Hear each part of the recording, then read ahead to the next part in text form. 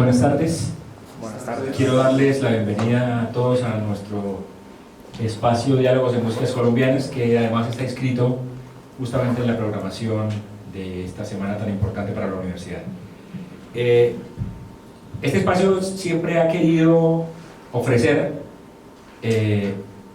una cara que a nosotros nos parece muy pertinente en este proceso que lleva la universidad con la maestría en particular, y es tratar de entender la apuesta vital que está detrás de las historias musicales, detrás de un músico que tiene una visibilidad, que tiene un éxito, que tiene un recorrido. Hay siempre una historia personal y una apuesta vital, y en este espacio queremos siempre ahondar en eso, y nuestro invitado de hoy tiene muchísima riqueza para ofrecer, entre otras cosas porque creo que es de los músicos más importantes de la segunda mitad del siglo XX, en muchos sentidos.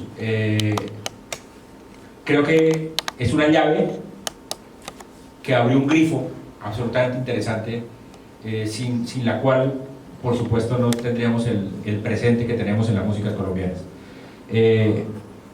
Sé que lo que acabo de decir le despierta una sonrisa, porque él sabe que no es un proceso solamente de él, es una historia muy larga, pero el énfasis que quiero hacer de todas maneras es que alrededor de Iván han ocurrido cosas muy importantes para este país.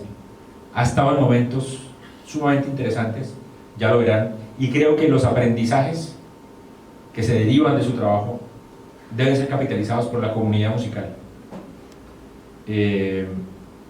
Como verán a lo largo de la conversación, la historia de Iván está siempre atravesada por una búsqueda de ser un facilitador, alguien que, según sus propias palabras, propicia encuentros insospechados y facilita encuentros imposibles, y es alguien que siempre tiene una vocación dialógica, pone a dialogar tradiciones, pone a dialogar sonoridades, pone a dialogar gente, y además es un gran conversador. Yo estoy muy feliz de que esté aquí conmigo, me siento muy privilegiado realmente por la posibilidad de ser yo quien tenga el gusto de estar en primera instancia. ¿Y mi próximo manager?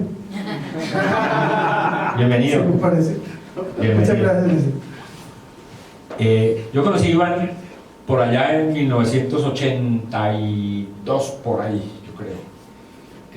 Yo llegué a estudiar a la Universidad Pedagógica y él estaba ahí. Y él estaba ahí con un proyecto que se hizo muy importante para el país, y creo que al menos durante 10 años tuvo una visibilidad muy grande, el dueto Iván y Lucía, que hicieron una historia muy especial en la canción colombiana. Pero antes de llegar a ese momento, que para mí tiene esa emoción, porque ellos eran los referentes, eran los grandes y además eran muy exitosos. ¿Cómo llegó la música, Iván? Antes de ese momento, ¿cómo ustedes se topan con la música y cómo llegamos a Iván y Lucía más tarde?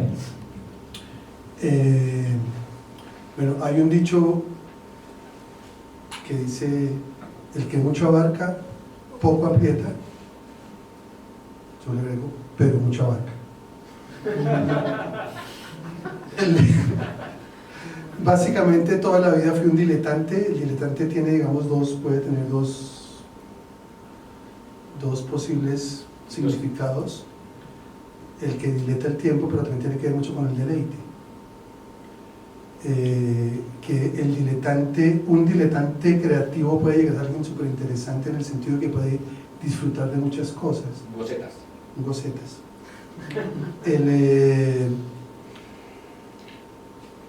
Sin querer ser como los griegos, sí, en las academias, cuando las academias griegas existían en la Grecia clásica, no existía división entre la arquitectura, la música y las matemáticas. Era una sola disciplina que estudiaba la armonía del mundo. Y el siglo XX digamos, básicamente como la modernidad y el desarrollo del capitalismo ha desarrollado un énfasis que creo que se está viendo equivocado finalmente en la especialización, y eso que un pensador griego o un pensador de la Ilustración, que pensaba en muchas cosas, como Leonardo da Vinci, ahora le llaman es que transdisciplinaridad. Pues, supuestamente tú tienes que ser transdisciplinario con otra persona que es especialista en otra cosa que es especialista. Y yo cuando estaba sardino quería hacer cine, ser escritor, fotógrafo, ajedrecista, arquitecto y músico. Y de alguna manera lo hice. O sea, ya ¿Ha chuleado varias? Ha chuleado varias. Ya el año antepasado ya me La estrené película. como productor de películas. Y Buenaventura Bonaparte. cultural. Y estudiando arquitectura tenía un montón de amigos que hacían música en la facultad. Y ¿Dónde estudió? en la Universidad Piloto, de donde salieron varios músicos como Iner Scaff, baterista de Distrito Especial, y Javier Aparaez, tiplista de los Carrangueros de Ráquira, entre otros. O sea, esto lo llego a entender mucho después,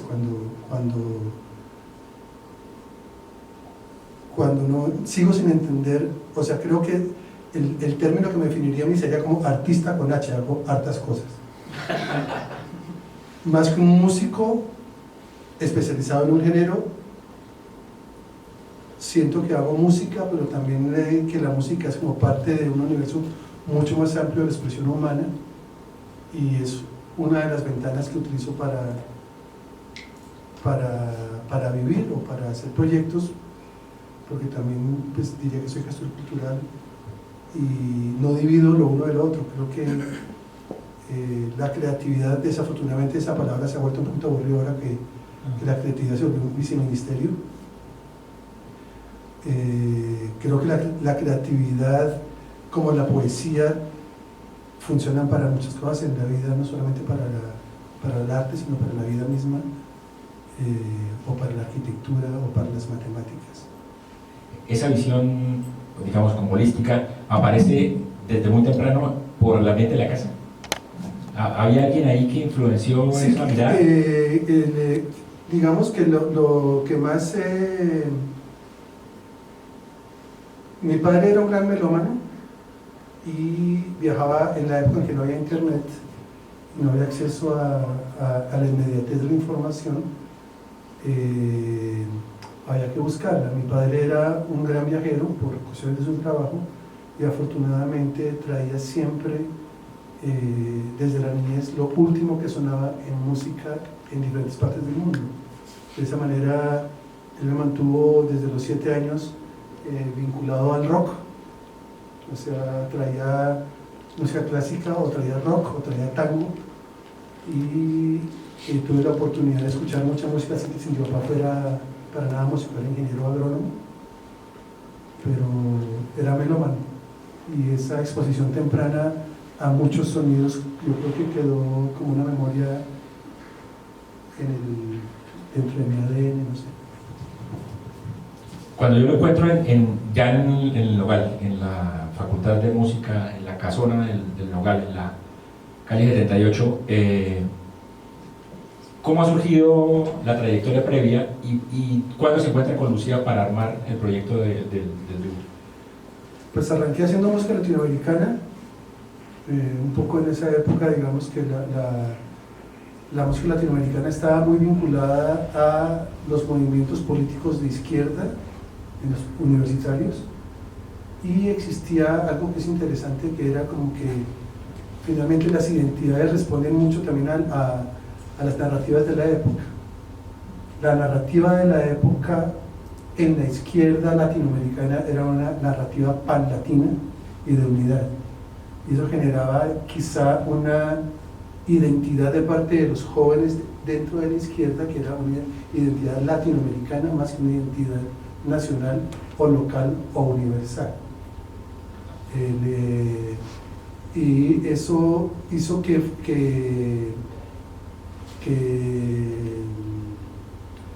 un interés por las músicas latinoamericanas y colombianas. En esa misma época, trabajando, existía un grupo como el Quijano que interesaba en investigación de músicas indígenas, y estaba Jorge Velosa arrancando también un poco su proto Carranqueros de Ráquira, donde yo tuve la oportunidad de tocar el tiple durante varios años antes de que se formalizara, porque yo estaba arrancando mi carrera de cantautor y quería investigar el camino propio. Yo con Jorge aprendí mucho porque viajamos por Boyacá, íbamos por los pueblos en un campero con unas cajas de cerveza, nos parábamos, nos bajábamos con los palos, con los instrumentos, cantábamos para los campesinos, grabábamos y teníamos un programa de radio Fulatina en Chiquinquirá todos los sábados donde cantábamos y comenzamos. Ahí arrancó un poco como toda la banda carranguera. Yo era muy joven y Jorge era como mi maestro un poco mayor y pues sigue siendo uno de los maestros de la vida indudablemente. Y recogiendo todo esto, de pronto uno no se da cuenta, naturalmente van saliendo partes de hacer música. Cuando arranca Yo tuve en Lucía, ¿qué perspectivas tenían? ¿Qué querían que pasara? Porque duran 10 años de todas maneras y hicieron, digamos, claramente fueron el hit durante mucho tiempo. Sí, en esa época circuitos de bares. nunca, digamos que era una situación muy diferente de ahora. Actualmente hay mucha más facilidad de acceso a la música, mucha más facilidad para producir música, para circular. Ahora lo que pasa es que hay exceso de ventanas y exceso de productos. En ese momento, digamos, había una dificultad más grande para circular, pero finalmente los años 80 fueron como un hervidero muy interesante, porque la misma generación nuestra es como Antonio Ornedo, me echó todo un combo de gente con la que nace el jazz, Carlos Vives, digamos que estaba haciendo pop por esa época, pero que finalmente en algún momento todos convergemos en momentos de diálogo para generar lo que después llamaron nuevas voces colombianas. Los 80 fueron como el hervidero que explota en los 90. En los 90 se explota realmente ya la idea de esto que llaman nuevas voces colombianas. Con Lucía, ¿cuántos discos graban? 3. Luego del trabajo con Lucía, hay un bache interesante que representa, digamos, el encuentro con otras cosas. Sale, digamos, del modelo de cantautor y empieza a encontrarse con Colombia. Y empieza a aparecer gente que va a marcar las próximas décadas de su trabajo. Decía como que en los 80s, a finales de los 80s, comienza a haber un laboratorio, un hervidero en los bares de Bogotá que es muy interesante, que era la gente tocando en algunos bares, tocaba salsa, en la pizza nuestra tocaban jazz, los gateros de San Jacinto tocaban en Café Libro o en los bares, nosotros hacíamos canción de autor, en el Bulín había otros grupos que estaban haciendo rock, pero todos convergíamos en una sola pequeña escena que no era tan amplia como la actual. Eso generó quizá un eclecticismo muy interesante y una complicidad o hermandad mucho más allá del límite de los géneros, de manera tal que por la banda de Iván y Lucía pasaron Carlos Iván Medina, de edición especial, que es el actual teclista de Carlos Vives, Teto Campo tocó con Iván y Lucía también, que después fue también Carlos Vives, luego fue Bloque de Búsqueda conmigo, Moisés Herrera, de los saxofonistas, Antonio Ornedo, Tico Ornedo, los hermanos Sandoval, un combo de gente que estaban arrancando. Ellos cantaban y todos los visitábamos de un lado para otro, pero había como una sola escena. Esa sola escena termina siendo, creo que de alguna manera, el germen de algo muy interesante que explota en los 90s. Y en los 90s ocurre una cosa que es muy interesante, y es cuando uno ve la explosión en los años, a mediados de los 90, digamos, hay un año bisagra que es el año 95. En el año 95 salen dos discos fundamentales para la música popular colombiana, que son La Tierra del Olvido de Carlos Vives y El Dorado de Terciopelados. Salen con meses de diferencia, cada uno con un lenguaje diferente, pero marcan el año bisagra y un cambio total de actitud respecto a la colombianidad y hacia las nuevas colombianidades. Pero creo que todo es consecuencia, o digamos no consecuencia, pero sí está aislado con la Constitución del 91, que es la Constitución en la que por fin nos autorreconocemos como un país multicultural y pluriétnico. O sea, hay un hilo, digamos que a veces no lo vemos, pero sí hay un hilo entre la séptima papeleta, la Constitución del 91 y las nuevas estéticas de los músicos colombianos. Yo de alguna manera diría que las nuevas voces colombianas son la estética de la séptima papeleta o de esa generación, que era nuestra generación. Que no lo podría, digamos, sustentar científicamente porque no soy antropólogo ni historiador, pero tengo la leve sospecha de que hay un nexo grande entre el autorreconocimiento del país por primera vez como país multicultural y pluriétnico, la séptima papeleta, la Constitución del 91 y el nacimiento de estas nuevas músicas colombianas y del rock colombiano. El rock colombiano se vuelve adulto o se vuelve identitario o interesante con Aterciopelados porque recoge el bolero, recoge la ranchera, recoge aires panlatinos otra vez.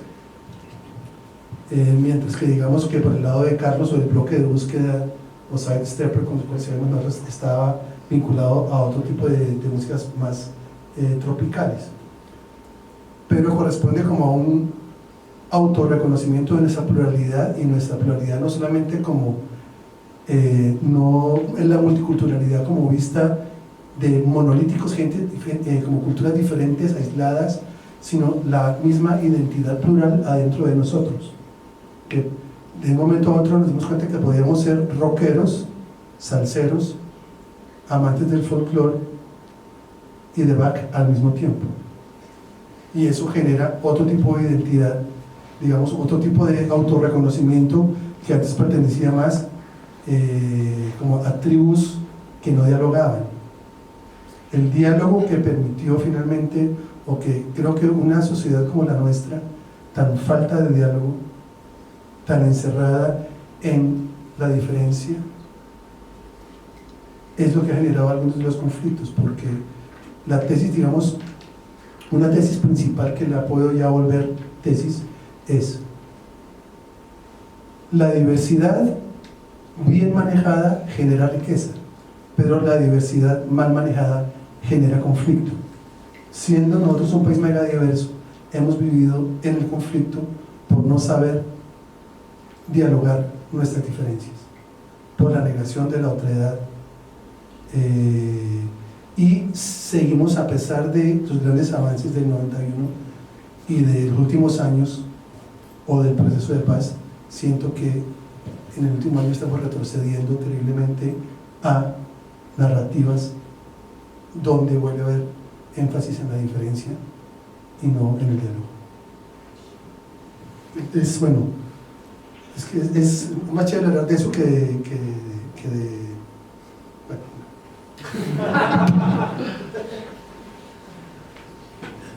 En ese momento, fíjense, Iván está relacionando la séptima papeleta, la Constitución, con el gran momento de emergencia de lo que se va a llamar nuevas músicas colombianas, pero no es gratuito que además la explosión de eso venga cerquita de las explosiones del narcotráfico, de una década muy compleja de los 80, y no me pongo yo a pensar, no es gratuito que ellos, ese grupo de gente heterogénea, ese grupo que habían entablado cierto diálogo en proyectos puntuales, armen una cosa que se llamó el bloque de búsqueda, nombre que hacía alusión justamente al momento histórico, pero aprovechado en términos de esta búsqueda estética. ¿Por qué nos cuenta qué significó el bloque como proyecto? Porque me parece que ahí hay algo de lo que también va a surgir cosas interesantes. En el año 91-92, Iván y Lucía cumplen su ciclo. Lucía decide irse a Nueva York a vivir, a explorar su vida, y yo quedo como desparchado. Regresé de un viaje de Europa de 10 meses y llegamos a convivir con un gran amigo que es Teto Campo. Teto se estaba separando de la mujer, yo venía también de la separación de la mujer, los dos estábamos despechados como un hijo de puta, y pobres como un hijo de puta. Nos fuimos a vivir juntos y nunca había plata para nada, siempre había plata para el vino y la vareta.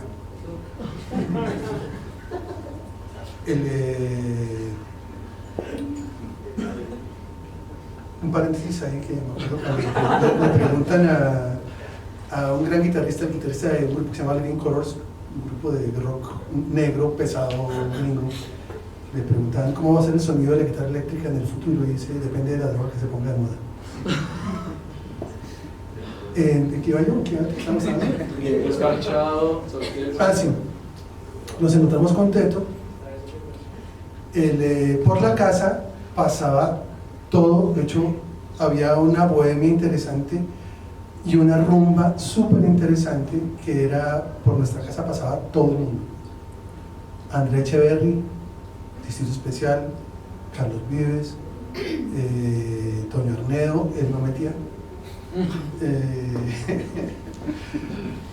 Bueno, hasta sí, una cantidad de gente pasaba por nuestra casa y termina siendo nuestra casa como un centro de pensamiento y creación desordenado, completamente ecléctico. Teto y yo nos dedicamos a hacer música y a componer, porque no teníamos nada más que hacer, sino era toque, toque, toque, toque, y después decimos llamar a los amigos nuestros a completar la vaina, como que vamos a montar esas carretas. Y ese grupo es el grupo que termina siendo el grupo de base tanto para la provincia de Carlos Vives como para el bloque de búsqueda y finalmente para Sidestepper con las clases electrónicas.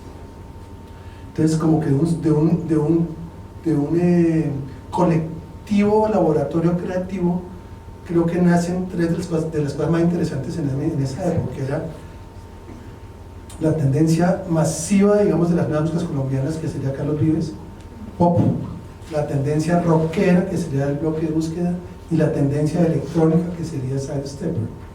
Entonces, es el mismo, relativamente el mismo grupo de gente trabajando en diferentes estéticas que dialogaban, pero conociendo muy bien cada una en qué estaba. Como que esta va para lo masivo, tonos mayores, letras más sencillas, más positivas, rock, sonido más agresivo, daño en el baño. Daño en el baño, electrónica, sonido, que eso es bien interesante, encontramos esta circularidad de la música del loop electrónico en match perfecto con la circularidad de las músicas afro-tradicionales más tradicionales. La idea del canto-respuesta que está en el bullerengue, que está en el curulao, en muchas hay canto-respuesta, hay música circular. El loop circular de la electrónica casaba perfectamente con el loop circular de la música tradicional.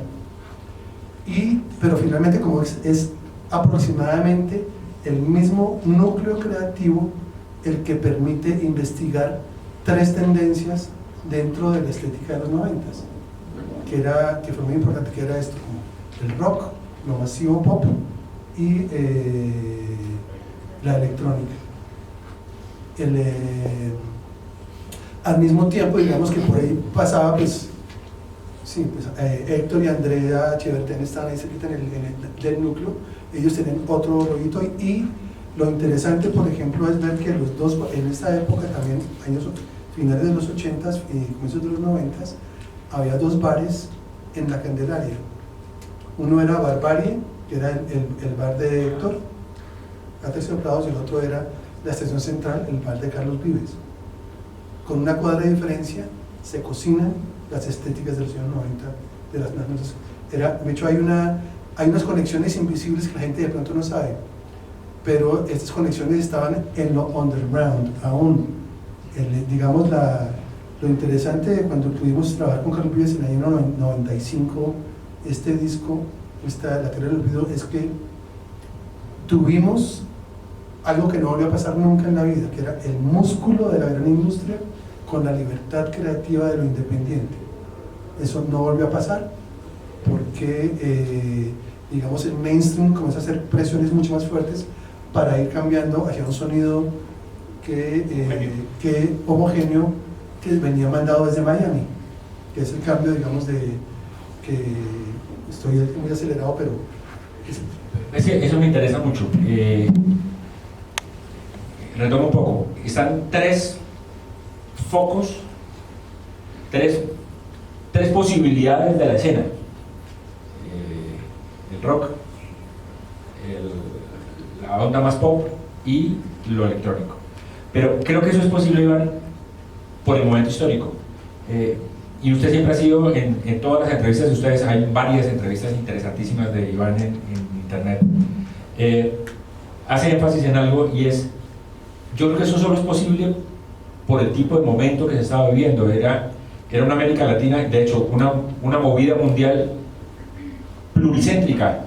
Usted ha dicho, y quiero retomarlo porque en este momento no lo estamos viviendo así, uno podía especular, Charly García, Spinetta, Fito, etcétera. Por el otro lado, Café Tacuba, por el otro lado, Aterciopelados, y era gente produciendo desde ángulos y vectores muy distintos, que hace que unos colombianos piensen también que ellos mismos son multivectoriales. ¿Cómo establece usted ese vínculo? Me parece que creo que hay algo muy interesante. sí, los años 90 fueron los últimos años donde en Latinoamérica se hacía música desde nodos o centros de producción diferentes con posibilidad de circulación a nivel panlatino. O sea, la industria tenía esta posibilidad todavía de la que hablabas, que los músicos como Fito Páez o Charly García o Soda Stereo podían producir desde Buenos Aires y exportar para Latinoamérica. Café Tacuba desde México, o Aterciopelados o Carlos Vives o nosotros desde Colombia. Y el mercado tenía todavía circuitos policéntricos. Todo se va a perder en el sentido del triunfo de las políticas neoliberales. El neoliberalismo no es un invento de la izquierda, sí existe de verdad, y es una tendencia que genera monopolios. Y la tendencia al monopolio, voy a tratar de hacer un recuento desde los años 80, desde antes. ¿Cómo que fue a los 40? Desde los 40, está bien. Desde ¿Qué cosa del panamericanismo tan interesante y la radio? Las industrias culturales en los años 30 y 40 en Latinoamérica generan una reingeniería en el imaginario de todos los latinoamericanos. Básicamente el cine, la radio y la industria discográfica generan una gran revolución.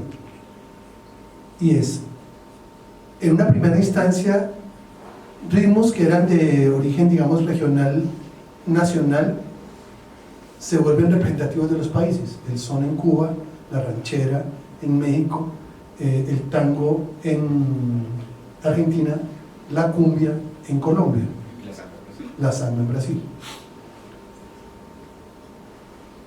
Las industrias culturales de ese momento generan una cosa interesantísima, y es que estos ritmos que tienen origen localizado en los países y son ritmos que se asumen primero como nacionales, terminan siendo ritmos panlatinos, en el sentido de que el tango se extiende a Medellín, la ranchera se extiende a Colombia, la cumbia se extiende a Argentina. Se vuelve propia de todos. Se vuelve propia de todos. O sea, la cumbia, Lucho Bermúdez puede viajar a Argentina y graba esta gran canción que es una de mis favoritas, Con el rumor de las palmeras. Esa vaina, ese riff es muy hijo de puta, es demasiado bonito. Lo grabó con músicos argentinos que eran de tango. Y la gente decía, mierda, pero ¿por qué la percusión no se cae? Estaba tocando con argentinos. Los únicos dos colombianos que había en ese momento eran él y un cantante cartagenero que cantaba tangos en Buenos Aires, y Lucho Bermúdez lo encuentra y va y graba la canción, que termina siendo un hit latinoamericano, total latinoamericano, que luego es apropiado por los mexicanos, es apropiado por los argentinos, como nosotros nos apropiamos del tango, nos apropiamos del bolero, del son y de la ranchera. Se vuelven aires panlatinos, que es muy interesante. Primera gran revolución.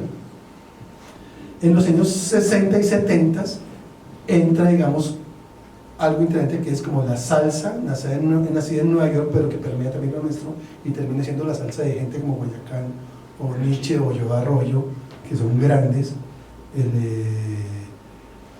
Pero digamos que hay un fenómeno que son fenómenos panlatinos policéntricos. En los años 80, con la subida de Margaret Thatcher y Reagan al poder, que son republicanos de derecha, neoliberales, dicen, en nombre de la libertad de mercado, que es una libertad que le sirve a los banqueros y a los monopolios,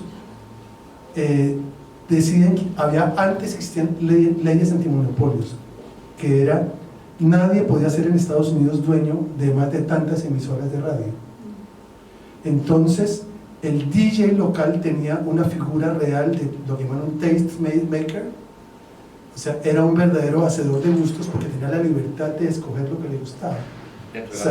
Dentro de los nichos, que estaba Motown trabajando en un basement haciendo su R&B y sacaba esa vaina, el DJ local lo ponía, le gustaba, se lo mandaba a sus amigos en Chicago, en Nueva York, en San Francisco, y se generaban redes de DJs independientes que eran melómanos. Con los del country, mucha gente. Sí, con cada género, pero digamos que había esa independencia. Con la libertad de mercado, una sola cadena de emisoras que se llamaba Clear Channel, que era dueña, póngale, de 200 emisoras, comenzó a ser dueña de 300, 400, ya no había límite, y comenzó a ser dueña de miles de emisoras. Y el DJ local es reemplazado por un comité de programación que decide que escucha todo Estados Unidos y finalmente que escucha todo el mundo. El DJ local pierde poder en el mercado neoliberal.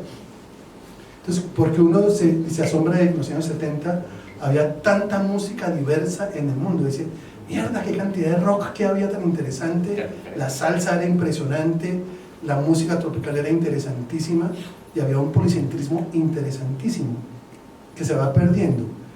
En los años 90 es la última posibilidad del policentrismo y la capital cultural, la capital de las industrias culturales de Latinoamérica se vuelve Miami. Perdimos el policentrismo y nunca jamás volvimos a escuchar a nivel masivo rock argentino. No es que no existan Fitos Páez ahora ya, existe Lisandro Aristimuño, existe una cantidad de gente fantástica, pero que no llega a los circuitos de mercados internacionales. Lo mismo pasa en México, lo mismo pasa en Colombia.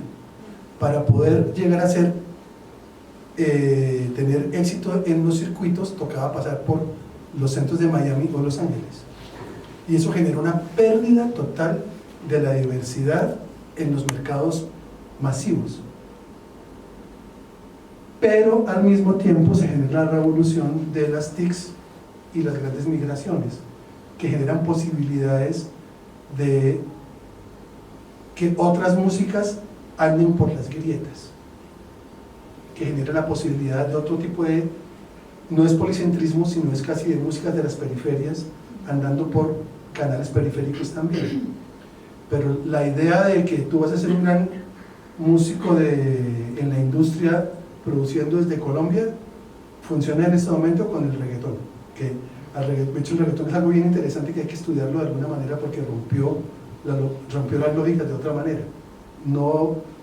Todavía no tengo la tesis bien armada, pero hay que echarle ojo de por qué ocurrió esta vaina en Medellín, será muy interesante. Pero digamos que si hay un cambio de lo policéntrico a la tendencia monopolística en la que estamos viviendo actualmente, que jode finalmente los mercados de la diversidad. Si ustedes observan, y por eso me parece a mí tan importante que podamos estar estableciendo esta conversación, yo creo que lo que hace característicamente especial a Iván, dentro de muchas de sus cualidades como artista, es el hecho de que siempre ha tenido claridad del mapa en donde se mueve. Y creo que por eso es tan interesante que podamos establecer un diálogo ahorita con él. Y quiero soltar el micrófono en este momento un rato porque estamos aquí en un proyecto de pensar las músicas colombianas, pero a veces creo, caemos muy fácilmente en la idea de que estudiar las músicas colombianas es estudiar las técnicas instrumentales o meramente los dispositivos, digamos, del lenguaje musical, y si perdemos de vista ese mapa, creo que ahí es donde perdemos la capacidad de maniobra. Iván tocaba hace un rato esas tres opciones que se armaron con el bloque, con Carlos Vives y con Sidestepper, y creo que a mí me llama mucho la atención, él tuvo éxito en el mercado, digamos, establecido, el mainstream. Sin embargo, siempre ha sido muy independiente y siempre ha visto que todas las músicas deben obedecer a su propia lógica y a la lógica de los nichos en donde tiene sentido. Por eso quisiera preguntarle cómo ha logrado usted mantener esa capacidad de ver la particularidad sin reducirla a lo que habitualmente es el sueño de todo músico, es lograr el éxito y empezar a pensar en términos de la venta, en términos de la visibilidad, en términos de ser un artista mundial, y cómo ha logrado mantener eso que le ha permitido, no sé, desde descubrir a Chucky Town, hoy día estar pendiente de las calles de Buenaventura o de cualquier rincón de Bogotá para encontrar allí elementos que no son reductibles fácilmente a esas lógicas del mercado homogenizante. Digamos que la idea de neoliberal que tiende al monopolio y que tiende al fortalecimiento del Star System nos dio un modelo único de éxito, que es ser famoso, poderoso, millonario. Es el modelo Shakira, Maluma. Hay gente famosa buenísima también. O sea, no es. O sea, usted ve, Juan Luis Guerra es un músico muy cabrón. Entonces, si alguien quiere estudiar composición de estructura de canciones, estudia Juan Luis Guerra, es un cabrón haciendo música. Pero digamos que la definición de éxito a partir de la fama, el poder y el dinero es un modelo que, si alguien lo quiere seguir, tiene todo el derecho. Es complicadísimo igual, pero existen otros modelos. Yo diría que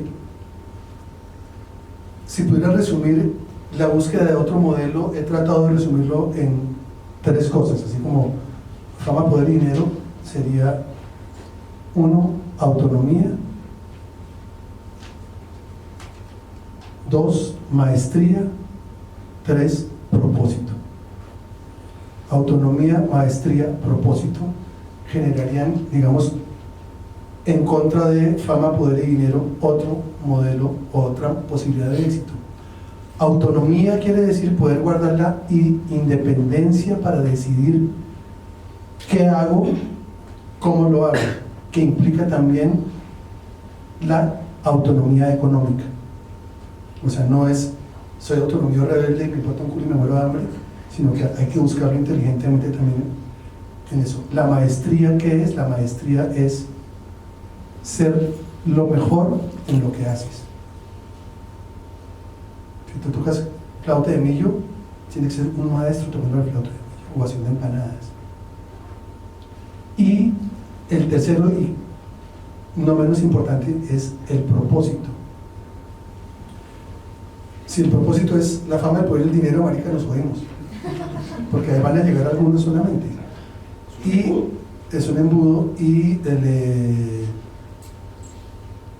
todo el mundo dice, no, pues hagamos reggaetón. Yo estoy convencido que es que a los reggaetoneros les gusta el reggaetón, no es que no son hijos de putas a propósito. Les gusta el reggaetón de verdad. O sea, el cuento es, técnicamente es posible que uno se pueda hacer un beat de reggaetón, pero si no le gusta, no lo va a poder hacer bien. O sea, yo me acuerdo de un amigo que era hincha de Santa Fe y decía, es que a mí me gusta el fútbol. Yo le decía, no, a eso no le gusta el fútbol, le gusta Santa Fe. Si le gusta el fútbol, le gustaría Messi o algo por el estilo, le gusta Santa Fe. Entonces al reggaetonero le gusta hacer reggaetón, no la música.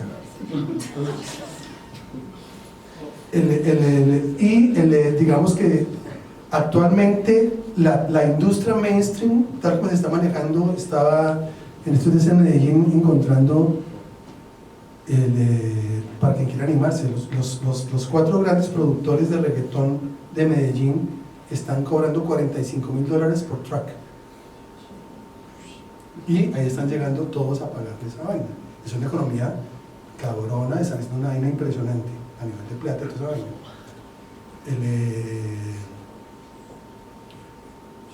Haciendo otro tipo de música, jamás vas a lograr eso. En este momento, si no estés metido con las músicas urbanas, no vas a lograr entrar al mainstream. O sea, esta idea de que es que yo tengo ahorita un proyectico aquí interesante como de cumbia con jazz y quiero llegar a un mercado grande, no, pues no lo vas a lograr, vas a tener un mercado de nicho. Y los mercados de nicho le pueden dar a uno la sostenibilidad en la vida. Un proyecto como Meridian Brothers, que es como mucho música rara, como un perro verde, es sostenible porque en cada lugar del mundo hay 200 personas a las que les gusta eso. Hay 200 en Bogotá, 200 en Medellín, 200 en México, 200 en Berlín. Si las sumas todas, son 5.000, que para un reggaetonero sería nada, pero para un mercado de nicho es suficiente para mantener una vida digna con propósito, con maestría y con autonomía. Si usted ve al Cholo Valderrama, el Cholo Valderrama de verdad, cling, entre 30 y 50 millones de pesos por concierto y hace esta vaina. Estuve en los Llanos Hortica, el circuito llanero es impresionante. Juan Farfán, Walter Silva tiene tremenda casa, tremendo carro, vive cantando por los pueblos y sigue siendo un campesino patipelado con plata, pero digamos que hace música de nichos. Hay nichos más difíciles y también el cuento es que los músicos nos creemos más artistas que los artistas, que otros artistas. Hay una idea muy loca. ¿Cuántos escritores en Colombia viven de las regalías? Yo diría que 4. Ricardo Silva, Jorge Franco, Mendoza. ¿Ah? Mendoza. Mario Mendoza, pero aparte... Bonet, por ahí. No creo. No, Bonet no alcanza. Los escritores de qué viven? De ser periodistas y de ser profesores. Pero los músicos todos creemos que, pues puta, es que nadie entiende mi talento.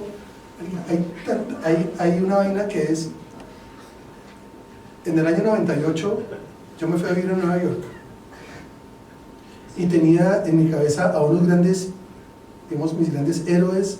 Eran una escena de la escena del jazz de downtown neoyorquino y eran marica. Yo oía a Mark Ribot y escuchaba a John Lurie y decía John Zorn y unas bestias, y cuando llego allá todos vivían en apartamentos pequeñitos en Brooklyn y todos eran profesores.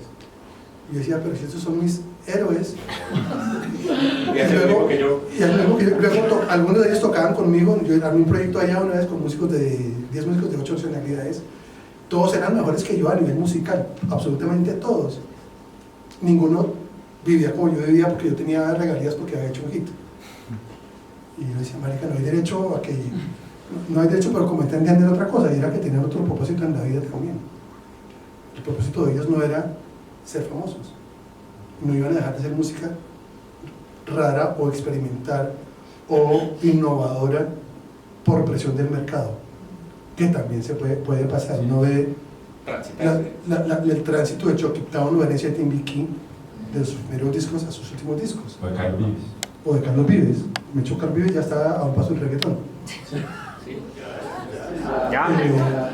Y ustedes no saben la presión tan cabrona que hay sobre un artista a nivel de la industria. Cuando tú firmas con un major, eso no es como que tú firmas y haces lo que te da la gana, sino que tiene unas series de complicaciones dificilísimas. Ahora hágalo y es jodidísimo. Entonces Chucky Town por lo menos todavía no está maltratando a gente, digamos, no está comiendo los 4 babies y toda esa vaina. Pero digamos el blanqueamiento de la estética es evidente, pero es el pago o el peaje que tienen que llegar a hacer para estar en el mainstream, y ellos no es que no, ellos son conscientes de eso. Y lo sufren por eso. Sí, digamos que tienen algún grado de sufrimiento, pero cuando se han comprado, de hecho, cuando han tenido tanta hambre, porque vienen de abajo, y ahora tienen apartamento y carro, dicen, marica, me lo merezco. Entonces es fácil juzgar a veces desde afuera, pero esa vaina tiene otro tipo de cosas. Yo sigo sintiéndome muy orgulloso de ellos, a pesar de que ya no los produzco, y pues me echo como que se volvieron muy pop en el sentido de esas vainas. Pero si uno vive dentro de la realidad del mundo, tiene que dialogar y tiene que trabajar con lo diverso y a veces con lo opuesto. Es imposible aislarse de las realidades. Si tú eres un ser impoluto y logras sobrevivir, Dios mío, como Teto, vive en la tetosfera, tiene un planeta propio, y un montón de angelitos que lo cuidan, porque, digamos, es posible, pero en la vida real del músico uno se encuentra con situaciones en las que tiene que negociar con lo opuesto y con las presiones desde lo político, desde lo económico o desde la industria. Tú llegas, para hacer una película, para hacer un disco, para tener circulación en mercados, en la industria, hay otro tipo de posibilidades que tienen que ver con emprendimientos sociales que dan otro tipo de cosas, o emprendimientos culturales comunitarios que dan otro tipo de sentido, que no son el mercado de la industria. En todo puede haber un sentido. Hay modelos que son los que me llaman la atención, que los he descubierto en organizaciones como Canalón, en Lidia Góngora. Canalón tiene, que ese mismo modelo parecido lo puede tener en el Chocó, Rancho Aparte, o en el Pacífico Sur, Nariño, una fundación que se llama Changó, que combinan varias cosas. Una, siempre proyecto comunitario social, escuela. Todos tienen escuela. Dos, todos tienen proyecto profesional en escenarios para circulación nacional e internacional. De manera que combinan muy inteligentemente las dos cosas en territorio, que tiene que ver con algo que yo llamo la reterritorialización de la cultura, que es como una estrategia en contra de la desterritorialización de la cultura que generan las redes. Volver al territorio y trabajar en el territorio con la comunidad. En territorio es el modelo, en territorio. Desde Bogotá es una cosa loquísima, porque las comunidades no son comunidades atadas a veces al territorio, sino atadas a las redes, que son mucho más volátiles. La persona en la red no es tan fiel como la persona en la comunidad, en el territorio. Por eso es más fácil tener sostenibilidad en el territorio con comunidad que en la red. La red te traiciona en un mes. Puedes quedar sin seguidores y sin esa vaina. Pero estos modelos que van atados, que no son modelos de industria mainstream, sino son modelos atados a lo comunitario, a lo social, con un pie en la industria, son modelos muy interesantes, que tienen que ver siempre con modelos pedagógicos, con modelos de cambio social y con modelos de sostenibilidad basados en la comunidad. O sea, en este momento el principal producto, tanto para la industria como para cualquier otro proyecto que tiene un músico, es su comunidad. ¿Qué es lo que están buscando las disqueras? No están buscando música, están buscando cuántos seguidores tienes. ¿Qué es lo que están haciendo? Están buscando eso. ¿Y qué es lo que ha hecho sostenible los proyectos en territorio de los grupos de músicas tradicionales? Su comunidad. Genera un modelo que es diferente a los artistas. A veces nos creemos que nuestro producto es la música impoluta. Resulta que la música sin comunidad no existe. Perdón, a veces me pongo muy pesado. Pero sigue siendo pesado porque me interesa. Si ustedes observan un giro en el léxico, estamos hablando de industrias culturales y de repente hay una cosa de, por supuesto, del trabajo musical, pero ya con una patica en la noción de gestión cultural. Es decir, la cultura es algo que se gestiona, y nosotros los músicos deberíamos también pensar ¿qué papel nos compete en ese ejercicio? Y yo quisiera que nos hablara un poco de eso, porque Iván estaba involucrado en cosas muy interesantes, justamente derivadas de su pensamiento, de su manera particular de ver el mundo, y no solamente de su experticia técnica en lo musical, donde ha tenido, como ya vieron, digamos, una gran visibilidad. Yo quisiera destacar, por ejemplo, usted trabajó con los Lazo. Los Lazo fueron laboratorios sociales de cultura y emprendimiento. Ese proyecto es un proyecto muy interesante que tiene un emparejamiento con lo que hizo Gilberto Gil en Brasil, cuando fue ministro de Cultura, el gran músico brasilero. ¿Por qué no nos habla de esas experiencias de gestión de la cultura, y por qué un poquito también no nos ayuda a ahondar en eso que ya empezó usted a aruñar, que es el tema de lo comunitario, el tema del país profundo, el tema de cómo salir de esa tendencia, Iván, tan marcadamente individualista, tan marcadamente egos referencial, en donde hemos estado gravitando los músicos un poquito para encontrarnos en esa búsqueda de la otredad, en esa reconstitución de la propia alteridad interna de la que hablaba usted hace un rato. Bueno, los Lazo, Laboratorios Sociales de Cultura y Emprendimiento, fueron un proyecto para el que yo, como asesor de la Ministra de Cultura, Paula Marcela Moreno, le dijo: tengo 250 millones de pesos para hacer un proyecto con juventudes. Y dije: voy a inventar alguna vaina. Y el cuento es que la vaina no es de mucha plata. Básicamente, digo, dentro de la gestión cultural me he armado una ruta que tiene como esta hoja de ruta, que es conocer lo que existe, reconocer dónde están los potenciales para fortalecerlos, innovarlos, articularlos y visibilizarlos en ese orden: conocer, reconocer, fortalecer, innovar, articular, visibilizar.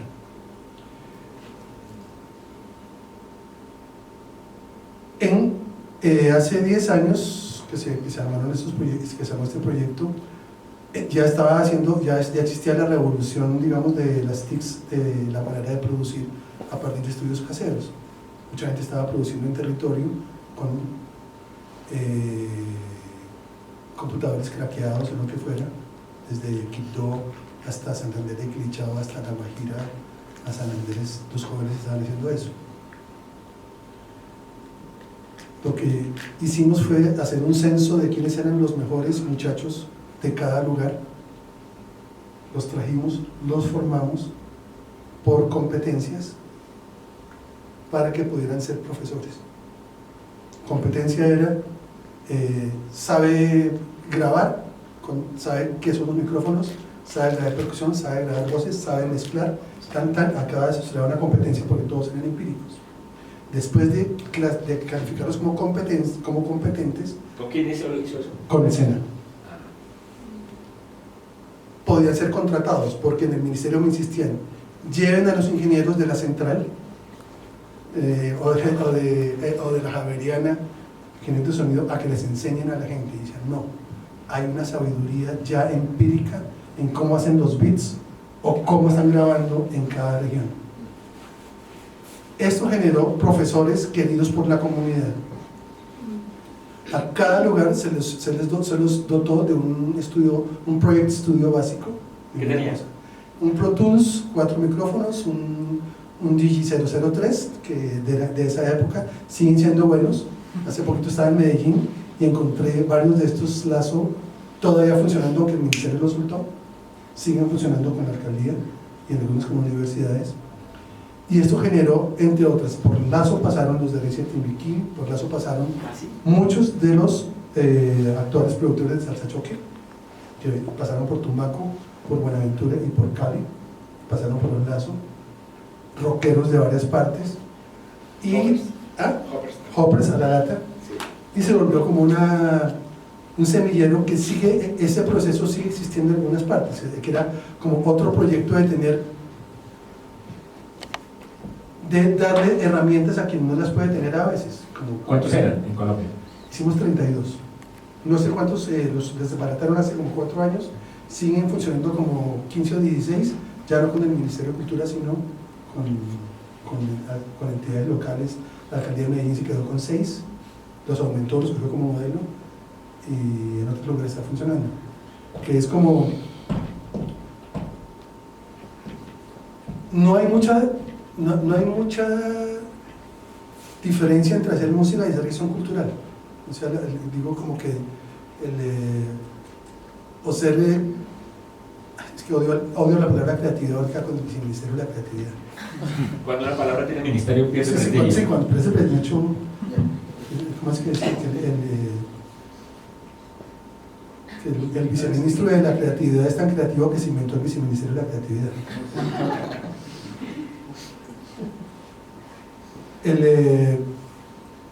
Pero si ustedes lo saben más, digamos, todos los que lo están haciendo énfasis en músicas colombianas, saben que eso lo hemos aprendido, que es mucho más sabio tener a Baudilio Cuama que a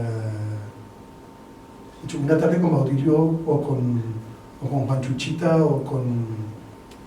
es superior a cualquier experiencia con alguien. El cuento es, finalmente, nosotros como muchos ya de Ciudad o Bogotá o de grandes ciudades, ¿qué hacemos con ese conocimiento cuando no venimos de la tradición oral, sino que venimos de otra parte? Pero ahí también hay diálogos interesantísimos, y es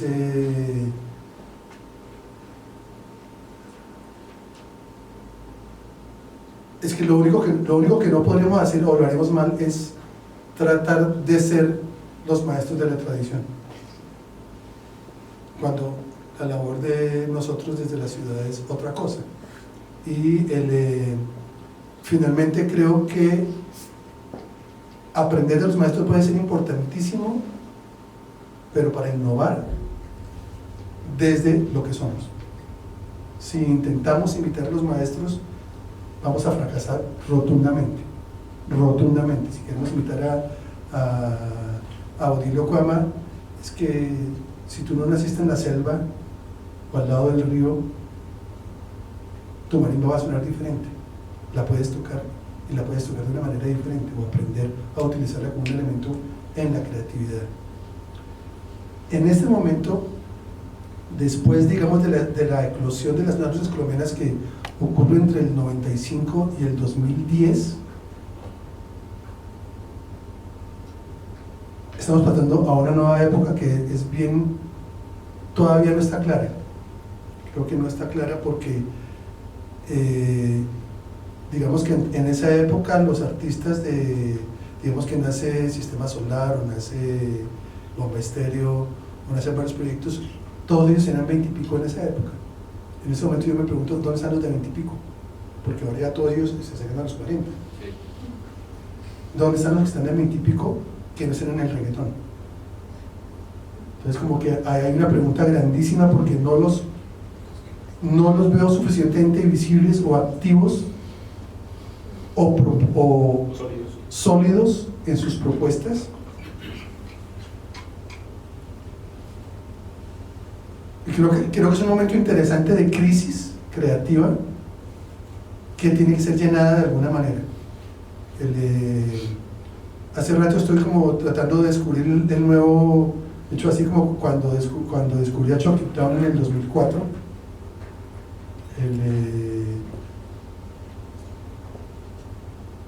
siento que ya pasó el momento de lo que llamaban nuevas músicas colombianas, y estamos yendo mutando hacia otro lado, que no sé si tiene que ver con tendencias de nuevo diferentes. Yo diría que es muy probable que lo más interesante que pase en los próximos años, esto es una hipótesis absurda, bueno, aventurada, nazca de un diálogo con lo que llaman ahora Global Bass o Global Beat.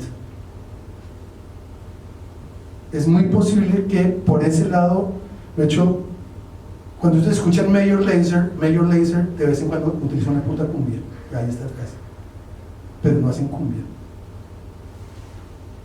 Y hay un montón de elementos interesantísimos. Ahora, tú escuchas, no sé, estaba escuchando, hay un productor africano que se llama Branco, se lo recomiendo mucho. Branco estuvo trabajando con Mayra Andrade. Mayra Andrade es una gran cantadora de Cabo Verde que siempre ha trabajado vainas acústicas y se está atreviendo con vainas electrónicas con Branco, completamente orgánicas, divinas, hermosas, refrescantes al oído y realmente nuevas, emparentadas con toda esta cosa del Global Bass. Con el retorno a la crudeza, en contra de la limpieza, digamos, de la vaina digital, la estética de la belleza digital es una estética brillante y lisa. Es probable que la innovación venga otra vez del contacto con la tierra, el territorio y lo áspero. A quienes están interesados en jazz o improvisación o lenguajes contemporáneos, les recomiendo escuchar a un grupo que se llama Sons of Kemet. Sons of Kemet es un grupo de jazz inglés de inmigrantes africanos que suena como una chirimía contemporánea. Si ustedes la pillan, tendrían toda la posibilidad de pillar las posibilidades de la chirimía a nivel contemporáneo. Y ellos han utilizado esta vaina como de las sonoridades africanas de los vientos unida a toda la sabiduría de un jazz que ya es tradición para lograr innovaciones increíbles, donde de nuevo recuperan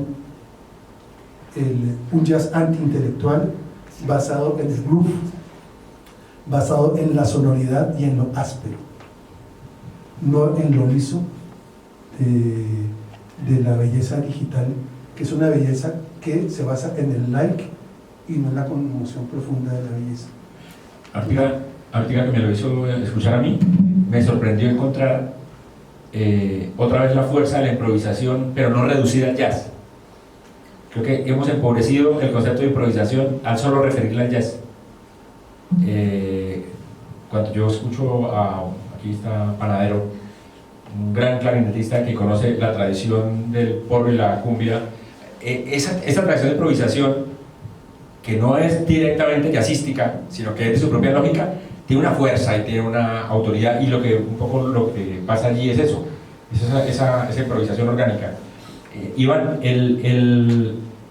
estamos en un momento, usted dice, complejo, digamos, estamos en una transición que no es muy clara. El país musical está en una transición que no es clara tampoco. Cuando estudiamos juntos en el Nogal, estaba el conservatorio y la pedagógica. A los 2 años estaba la Javeriana, a los 3 estaba, y ahorita tenemos 14. Hay un boom de la formación musical, hay proyectos sociales de música masivos, pero empieza a haber un síntoma de decrecimiento de esa curva ascendente en los últimos 25 años. Parece empezar a haber un descenso en las matrículas de música, parece un descenso en la euforia de que ser músico es increíble, empieza a bajar un poco, empieza a decrecer. Hay los primeros síntomas, insisto, estoy hablando igual que dijo él, son apenas hipótesis aventuradas. Pero mi pregunta es esta: ante un escenario tan móvil, tan incierto, ¿cómo ve el papel de los programas de música? Y usted, desde la escena, ¿qué ha visto cambiar el país con la explosión de estas ofertas de formación musical, sobre todo en particular en Bogotá? ¿Y cómo ha visto la llegada de las músicas tradicionales que usted ayudó a visibilizar y que gracias en parte a lo que usted hizo y a lo que hicieron los de su generación, tenemos este programa aquí, pero que no deja de tener peligros, o por lo menos no deja de tener unos riesgos a los que usted ha hecho alusión en muchos otros momentos, aunque no referenciados a la universidad?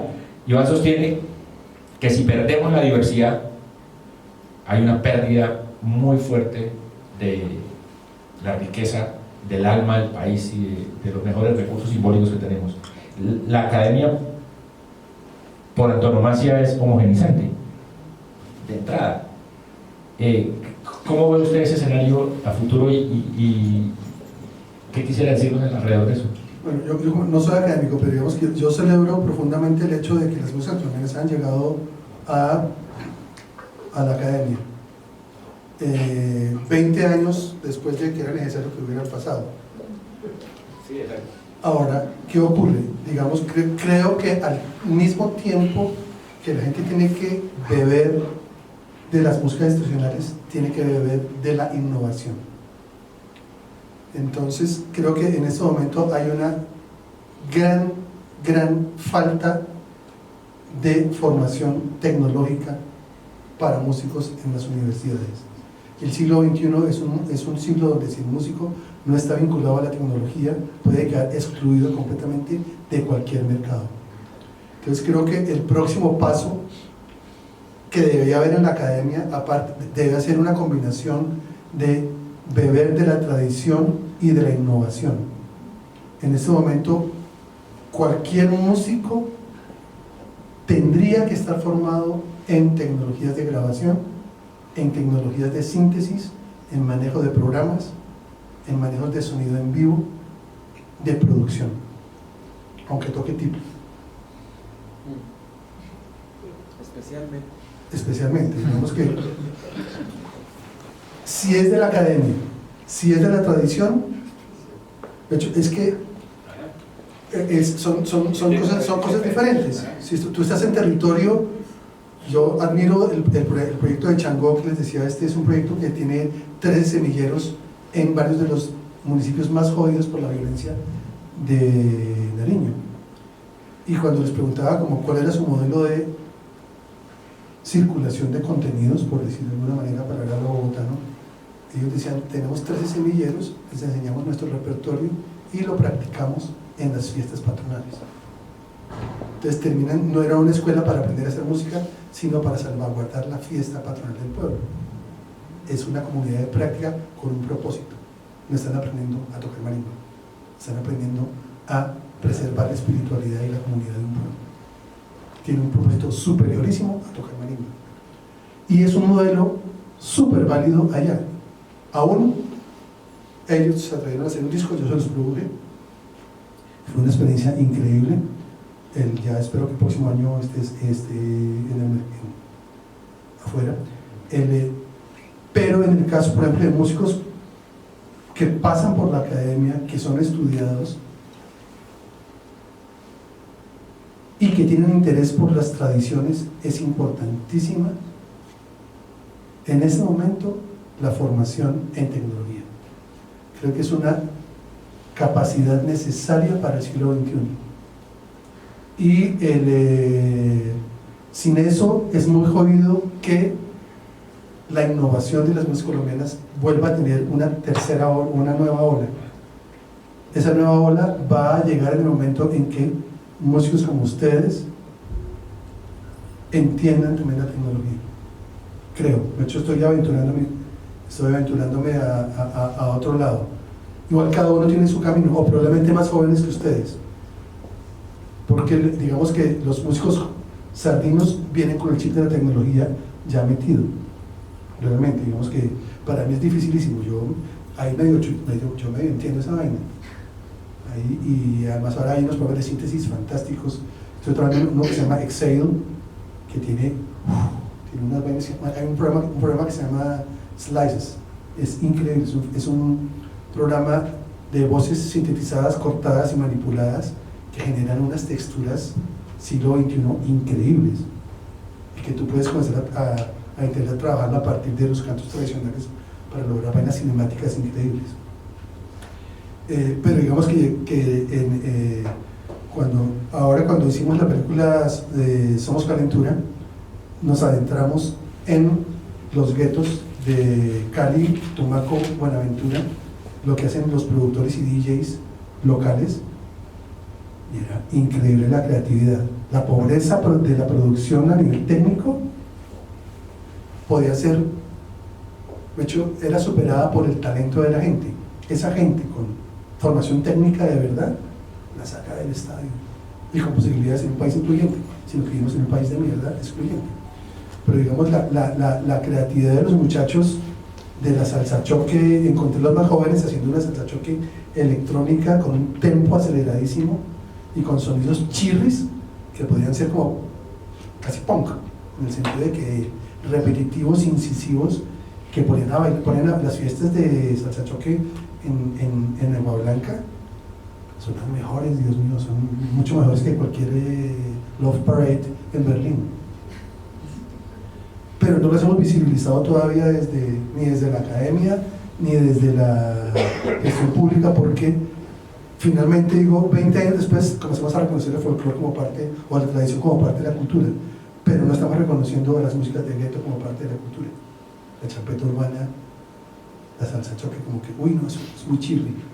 Pero ojo que por ahí van a venir cosas interesantísimas. Iván, yo lo escucho hablar y creo que puede ser una impresión que compartan algunos de los que están acá.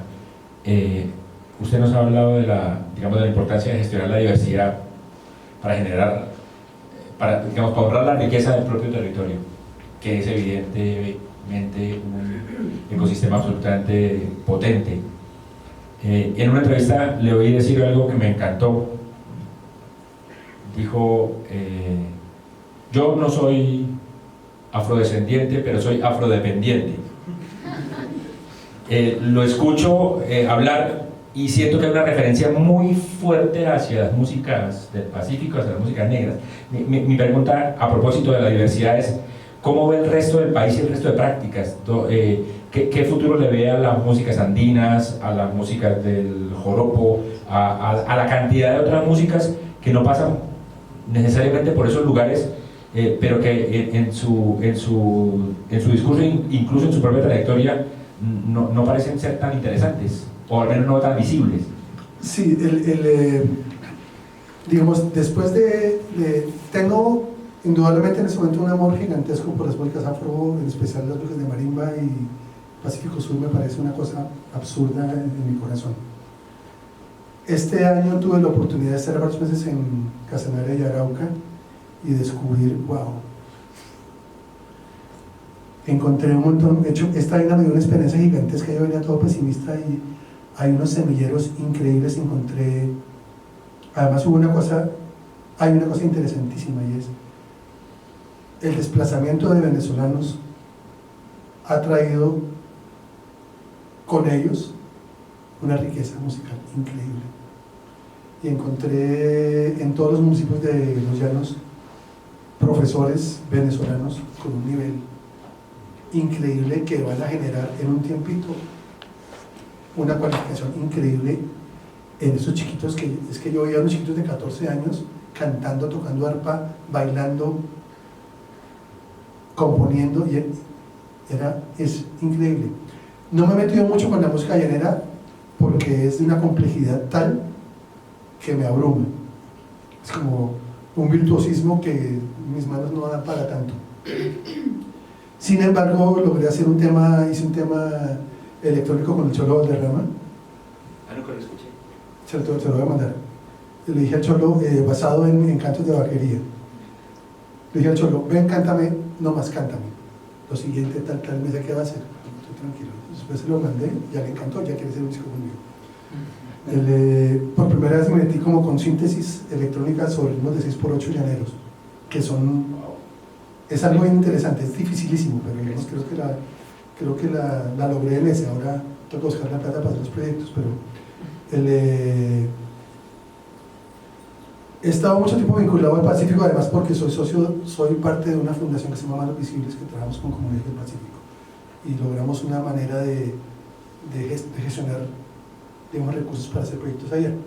Entonces a eso se debe también un poco la tendencia mucho hacia el Pacífico y quizá una especialidad por la relación con muchas comunidades allá.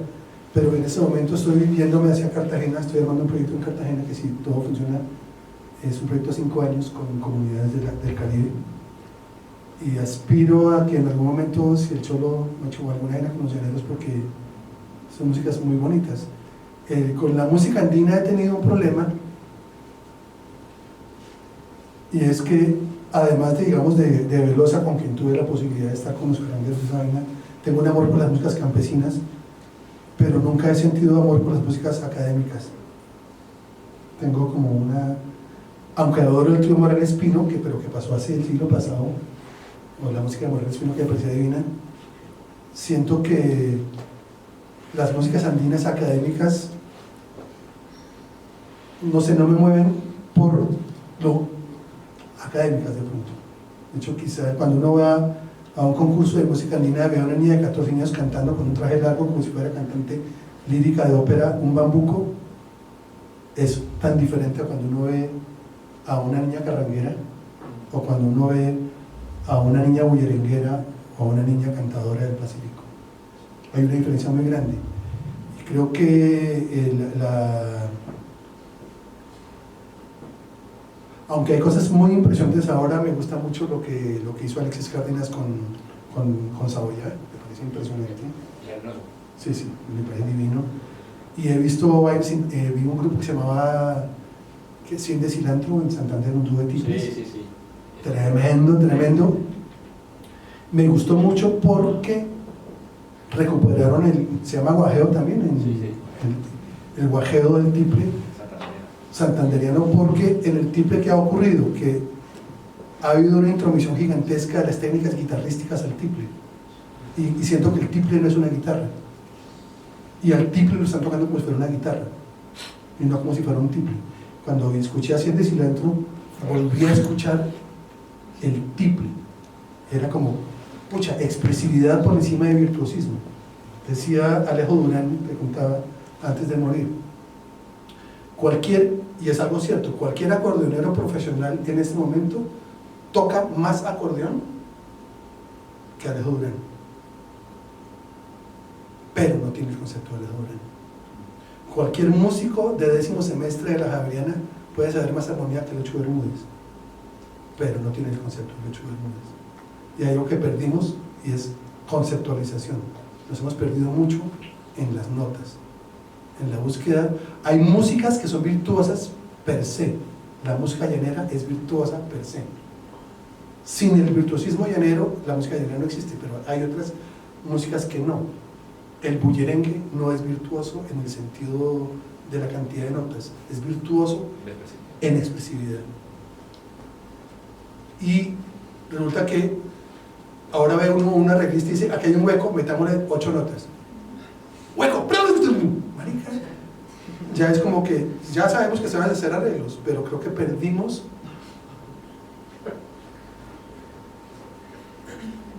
a un Bach que era virtuoso esa vaina. Bueno, no, Bach no me lo estamos conociendo, eso es demasiado. Pero siento que esto de que ahora lo que lo decía el acordeón, cualquier instrumentista de acordeón ahora vallenato toca más. Uno va al Francisco Arombre y el nivel de virtuosismo es increíble, pero tú no encuentras la canción, el concepto se perdió. Lucho Bermúdez tenía una vaina impresionante, y era que él entendió la contemporaneidad de la época, se alimentó de toda la modernidad de la época de los big bands y toda esa vaina, pero la supo traducir en un lenguaje que termina siendo panlatino, pero tenía una claridad estructural a la hora de componer, que hay que volver a estudiar a los clásicos otra vez. Como digo clásicos cuando algo se vuelve memoria, que hay otra dificultad ahora, que es generar memoria.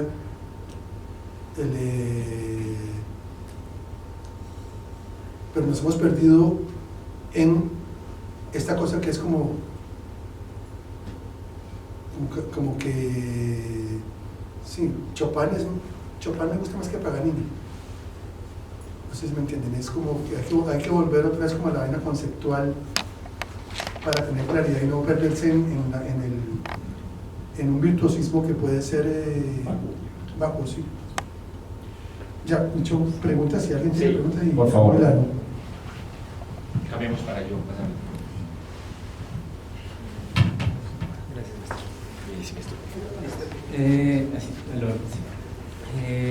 ¿Qué tal? Mi nombre es Felipe Díaz.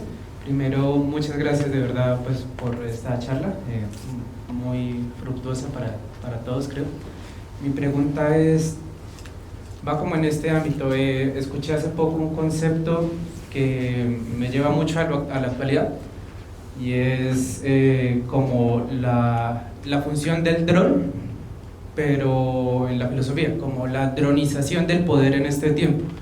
Y es eso de que uno tiene un aparato y lo puedes mandar y tiene el poder de mirar y de hacer cosas, pero estás parado aquí. Mi pregunta va un poco en tú, Iván, ¿cómo te has enfrentado a este momento con todo esto del streaming, del podcast, de todo se está moviendo en otras realidades virtuales, en otros circuitos? ¿Cómo ha sido ese movimiento? En este momento, y aquí les voy a hacer una recomendación. Este es un filósofo coreano-alemán, se llama Byung-Chul Han.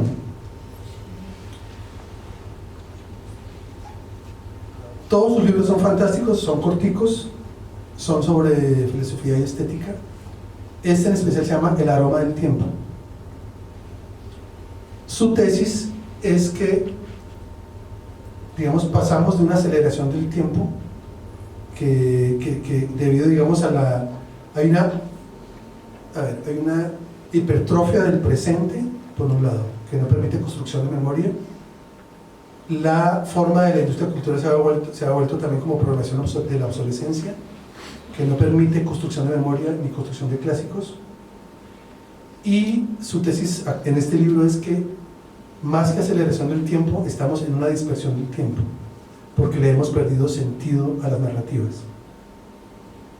Mientras no recuperemos el sentido de las narrativas, va a ser muy difícil generar estéticas con significación.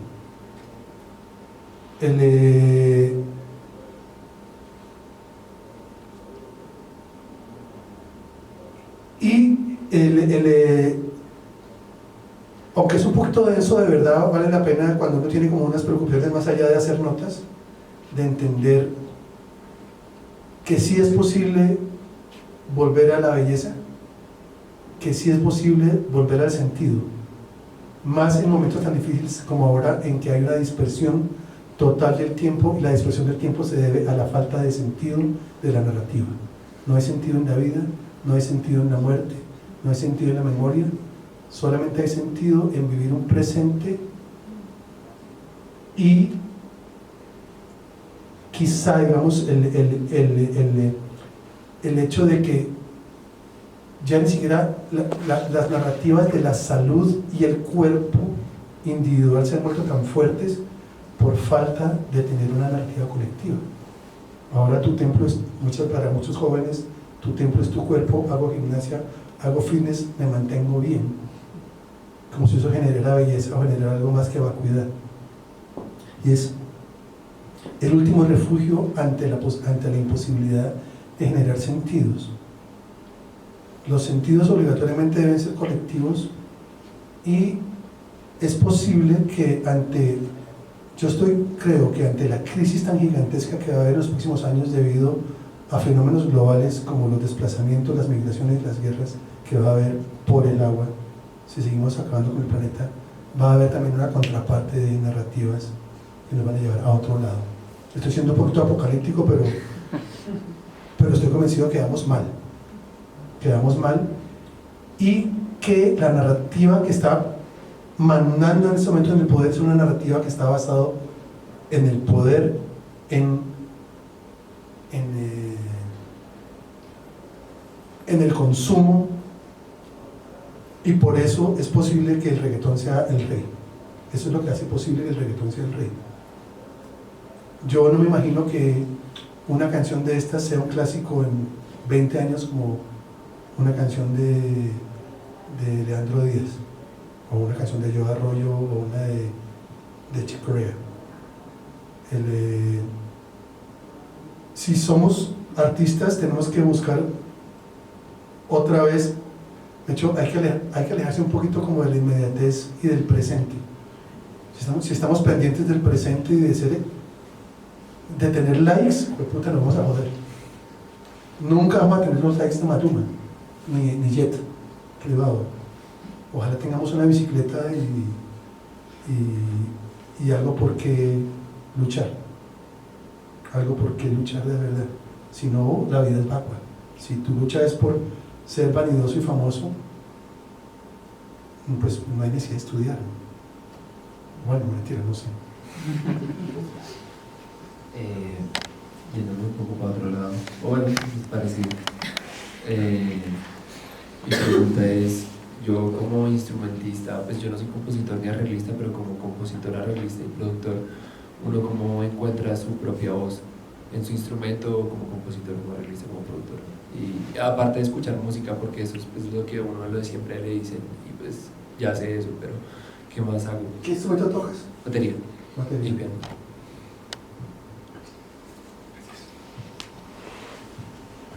¿Cómo se llamaba el baterista de los Rolling Stones? Ay, se me acaba de ir el nombre.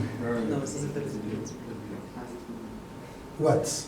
No, mentiras. Bueno, le hacía una pregunta a él, porque el hijo le salió baterista y decía, ¿usted qué piensa de que su hija sea un baterista de rock? Y el hijo, él que era un baterista de rock, dijo, ¿qué es un baterista de rock? Yo soy baterista. Creo que ahí está hay una gran diferencia.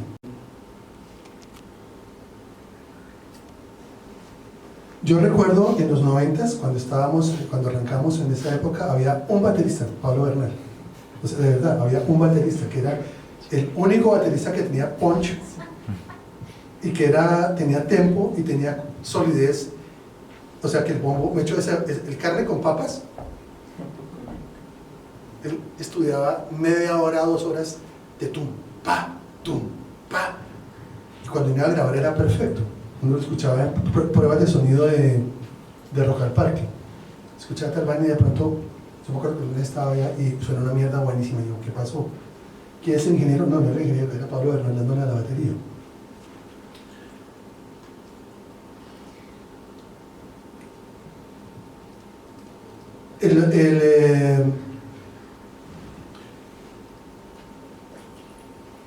Hay como dos posibilidades. Eso también pasó, hay una vaina que es muy extraña. Los bateristas en los años 70 todos tenían una manera de tocar que era completamente reconocible. Tú escuchas a Keith Moon y Keith Moon tocaba como Keith Moon, Ginger Baker como Ginger Baker, John Bonham como John Bonham. Era un sonido reconocible, por decir 3 cabrones del rock. En este momento los bateristas pasan con el mismo con los acordeoneros. Todos tocan bien y saben tocar como John Bonham, como cada uno, pero No como sí mismo. no como sí mismo. Y eso me lleva a la frasecita que le decía Ortica. Cada vez los artistas se parecen más a su época que a sí mismos. Comenzar a parecerse a sí mismo puede ser una vaina loquísima. Escucha a los bateristas de Sons of Kemet. No suenan como un baterista de sesión. Suenan como... Suenan como... ¿Qué es lo que están haciendo estos manes? Porque son 2. A mí todavía me sobra uno, pero ya estoy entendiendo por qué son 2. Pero digo, cuando tú escuchas a Tony Allen se inventó toda la vaina del Afrobeat. Lo interesante y se escucha a Tony Allen es que, a diferencia de las fusiones modernas que estamos haciendo en Colombia, donde estamos metiéndole a la fuerza el tiempo fuerte del 1, tú escuchas en este momento un grupo del Pacífico con Curulao y es tum, pa, tum. De hecho, es todo lo contrario a la lógica del bombo golpeador o del bombo arrollador. Tony Allen, cuando tú escuchas a Tony Allen no estaba haciendo tum, pa, sino que estaba haciendo tu, pa, estaba jugando con los tempos. Creo que no hemos investigado suficientemente la traducción de las polirritmas colombianas, por ejemplo, a las baterías, porque el modelo Carlos Vives desafortunadamente se impuso en la oreja del baterista de fusión, y el modelo de la batería Carlos Vives se repite en Herencia de Timbiquí y se repite en todo el mundo, que es dándole el énfasis a los tiempos fuertes y no a la síncopa, que es donde estamos. Quien lo investigó bien en algún momento fue Einer Scaff, fue el primero, y antes Satoshi Takeishi. Satoshi es un maestro, cuando ustedes ven a Satoshi tocando curulao o tocando cumbia, el tipo se mueve con la polirritmia de la música. Ahí hay mucho para investigar y para innovar. Creo que Y hay otra cosa, digamos que el modelo pop de darle a la batería, en el cual en parte también digamos que fue el modelo, que es el modelo de cascarle duro, que es como que ¡pum! ¡Pa! ¡Tum! ¡Pa! Es una vaina que está, creo que también hay que reevaluar un poquito el hecho de confundir poder con punch o con volumen. Si ustedes escuchan a los grandes pucha, se me olvidó el baterista de los Rolling Stones, el tipo no le cascaba duro. Charlie Watts. Si escuchan a Tony Allen no le pega duro. Es más, tiene un bombo loose, no un bombo seco. Y es posible que el bombo, digamos, depende del tipo de música que hagas. Y un baterista, digamos, puede estar, depende si está prestando servicios, tiene que funcionar para cualquier estilo. No tiene que, en ese momento tiene que volverse un tipo tan polifuncional, pero sí creo que hay mucho para estudiar o para traducir las polirritmias colombianas a percusiones. Según Tipo Lea, batería. es más flexible. Sí, aquí hay algo que decir. A nivel de jazz, algo se ha hecho acá. Pero creo que todavía hay mucho para explorar. Pero digamos que Sepúlveda y todos sonidos como de Satoshi. Y Satos fue de verdad un gran maestro de las búsquedas de los sonidos de batería. No sé si algo se ¿Cómo se llama? ¿Quién? Satoshi Takeishi. Satoshi Takeishi. Satoshi Están es los un baterista discos, japonés que vive en los en discos Colombia. de Toño Arnedo. Satoshi fue Es una época de Toño Arnedo, hay como 3 discos. con Satoshi. Satoshi es una cosa bestial. Con Moreno en la guitarra. Bueno, ¿alguna otra pregunta? Tenemos la última, Sí, creo. Bueno, es una pregunta como un poco puntual que probablemente pueda tener múltiples respuestas, pero quería saber cómo es el diálogo tuyo en el caso de producir un álbum de canción, digamos, donde hay unas ideas preconcebidas por la persona que escribe. ¿Qué tanto intervienes, digamos, en esas ideas iniciales, o cómo es ese proceso, ese diálogo con la persona que te está pidiendo hacer esa producción? Digamos, ¿qué tensiones hay ahí, hasta dónde cómo interfieres? Bueno, Digamos que hay dos tipos o dos escuelas de producción, para decirlo de alguna manera. La escuela Phil Spector. Phil Spector era un perfeccionista del sonido que hacía sangrar a sus músicos hasta lograr la perfección. Fue el inventor de lo que llaman las paredes de sonido, que era algo que se convirtió después en regla, que era la repetición de las guitarras eléctricas, que es una muy buena herramienta de producción. Pero él los hacía sangrar y lo odiaba. Igual su producto era buenísimo. Y hay otro que es básicamente el que trabaja, digamos, hay diferentes, otros especialistas como ingeniería. Yo soy más especialista como un spin doctor de la composición, y ayudo como en la parte de estructura mucho. Yo pienso mucho en estructura, y generalmente trabajo con un muy buen ingeniero de sonido. Igual lo conoces, con Harvey, por ejemplo, que es mi ingeniero de cabecera, que es un cabrón, y con el cual tengo asegurado una buena toma de sonido en un muy buen estudio de sonido. La labor, digamos, la escuela mía es una escuela básicamente de tratar de sacar lo mejor del artista. O sea, no es muy Phil Spector, sino me acuerdo de una vez hablaba con Don Was. Don Was era productor de jazz y productor, entre otros, de los Rolling Stones. Yo le pregunté cómo es producir los Rolling Stones, cómo produce los Rolling Stones, cómo le dice a Keith Richards: hazme un riff de guitarra, si el cabrón fue el que se inventó la mitad rock and roll. Y él decía: la labor mía es que cuando lleguen al estudio no se maten. Básicamente lo que él lograba era armonizar unas tensiones gigantescas de los egos entre básicamente Mick Jagger y Keith Richards para sacar lo mejor de ellos. Y esa es una escuela muy hermosa. Claro, le pagaban $500,000 por disco, y a mí no tanto. Pero digamos que son escuelas muy diferentes. Creo que depende del proyecto, pero por ejemplo, antes de entrar a producir a Chocolate Town, lo que hicimos fue muchos laboratorios de programación, enseñarles a producir y trabajar mucho estructuras de canción. O sea, eran muchachos que tenían toda la capacidad de un flow infinito. Tú los soltabas y tenían un flow. No les ponía un beat. Y podían durar 24 horas echando carreta. Entonces el cuento con ellos fue acortarles y enseñar estructuras. 16, verso, precoro, coro, puente. Eso puede sonar a fórmula, pero es que las canciones son así. Las canciones, de hecho, tratar de inventarse que es que voy a cambiar la estructura de la canción. Las canciones son formas cortas y sencillas. Cada proyecto tiene un reto diferente, es muy diferente a producir. Yo he producido desde la Gaterio de San Jacinto, que fue una enseñanza porque la primera experiencia fue tan bruta de parte mía que los intenté aislar con audífonos y paneles para que quedara limpio el sonido. Les pongo a tocar y tocaban mal y me decían, marica, pero ¿cómo así si estos manes son los mejores? ¿Por qué tocan mal? ¿La culpa de quién era? Del productor. Primera sesión de grabación, completamente perdida.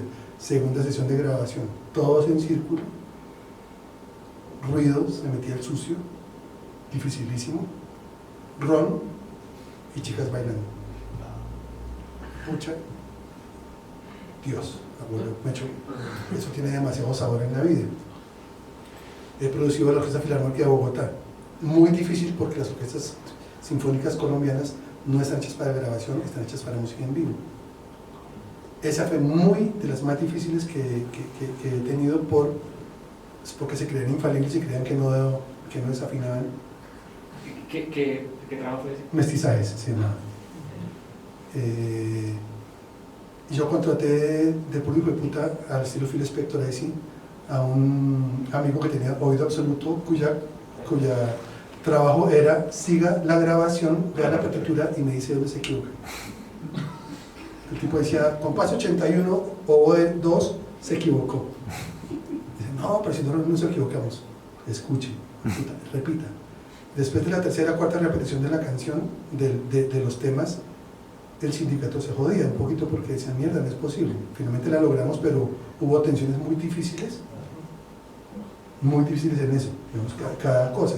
He producido, a ver, esto no lo pongo en la hoja de vida, pero produje a Verónica Orozco, un disco de pop.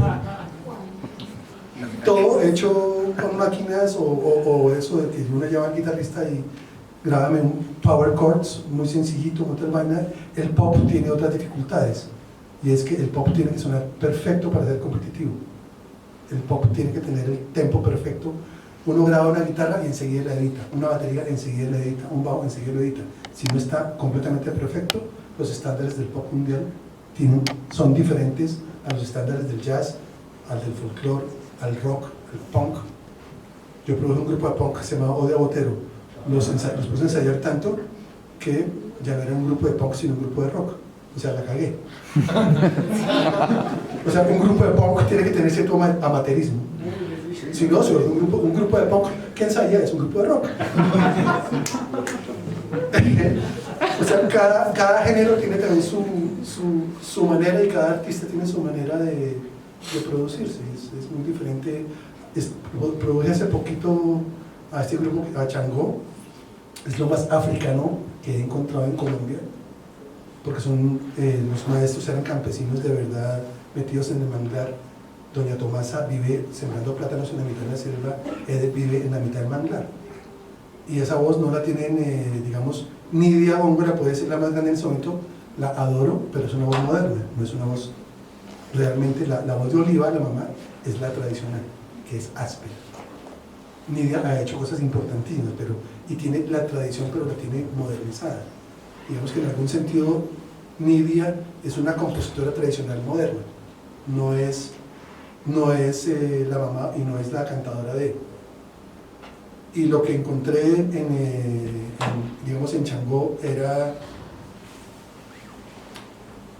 un grupo como de 17, porque eran como los maestros y los semileros, y todos cantaban y otra vez fue la misma vaina, como, pero ustedes saben bien la estructura de las canciones, y yo, sí no la sabemos. Ah, bueno, cada vez la tocaban diferente, y decían, marica. ¿No es que se la sabían? Sí, señor, sí no la sabemos, claro. El concepto, el que estaba equivocado era yo. Luego, La vaina fue sacar lo mejor posible de varias tomas. Luego decía, marica, es que no se les entiende la letra. Y luego decía, no importa, es que es así.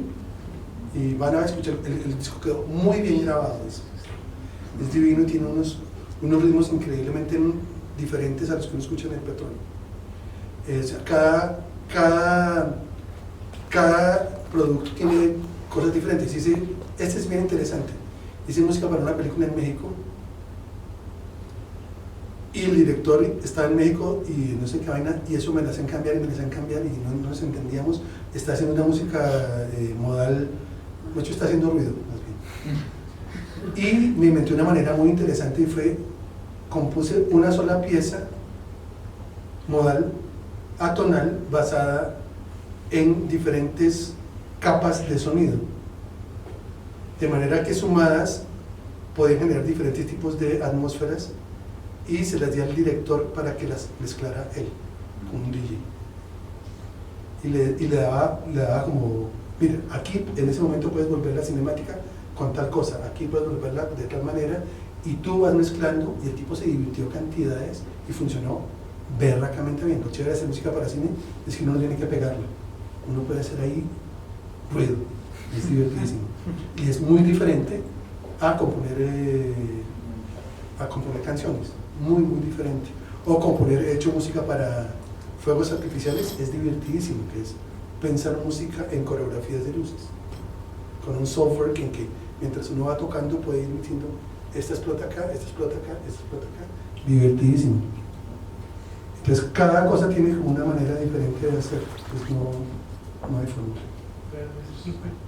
Ya mucha lora. Iván, en nombre de todos, muchas gracias por haber querido compartir su pensamiento, su experiencia.